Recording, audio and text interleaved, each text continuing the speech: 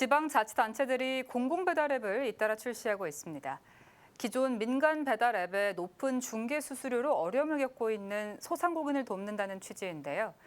민간 앱에 비해 크게 낮은 수수료에 소비자들에게도 할인 혜택이 제공돼 좋은 반응을 얻고 있지만 민간 앱이 주도하고 있는 배달 시장에서 안착하기 위해서는 풀어야 할 과제도 많아 보입니다. 이동규 기자가 취재했습니다. 경기도에서 개발한 공공배달앱 배달특급입니다. 민간 배달앱의 높은 중개 수수료에 고통받는 소상공인을 돕기 위해 경기도는 지난해 12월 배달특급을 출시했습니다. 화성, 파주 등에서 처음 서비스를 시작한 이후 현재는 경기도 내 23개 지역으로까지 확대됐습니다. 김포시에서 치킨 전문점을 운영하고 있는 문찬욱 씨도 올해 3월부터 배달특급에 입점해 서비스를 이용하고 있습니다.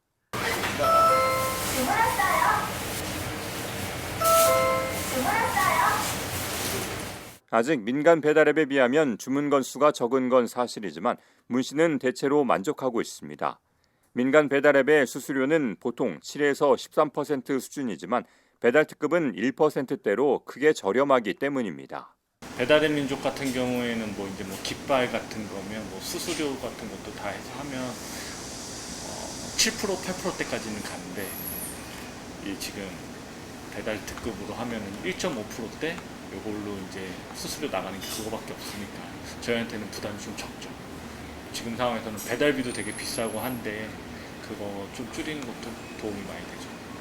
배달특급은 소비자들에게도 이득입니다. 지역 화폐를 이용해 결제할 경우 최대 15%까지 할인을 받을 수 있기 때문입니다.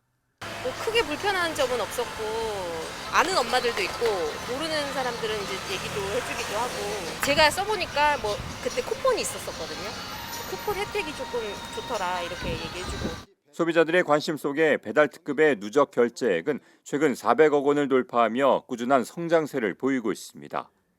유사한 공공배달앱도 속속 등장하고 있습니다.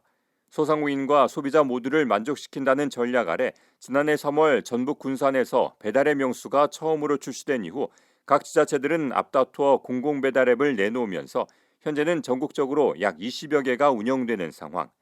하지만 대부분의 공공배달앱은 시스템 문제 등으로 인해 민간 배달앱을 따라가기에는 아직 역부족이라는 지적도 있습니다. 일단은 대행 배달 프로그램이랑 연동이 잘 안 되고요. 연동이 안 돼서 이제 따로 해서 또 따로 놀라야 돼요. 근데 이제 아직 그런 부분들까지는 되지를 않는 것 같아서 그거에 대한 아쉬움이 있습니다. 소비자들의 선택의 폭을 넓힐 수 있도록 입점 업체를 늘리는 것도 해결 과제 중 하나입니다. 편하기는 편해요. 저도 쿠폰이 있어서 쓰기도 했었고 잘 안 쓰는 이유가 배달의 민족보다 더 없어요. 가맹점이. 그렇죠. 네, 그래서 잘 안 써요 지금은. 공공배달앱의 운영 구조도 개선돼야 할 과제로 꼽히고 있습니다. 현재는 지자체의 막대한 예산 투입을 통해 운영되고 있기 때문입니다.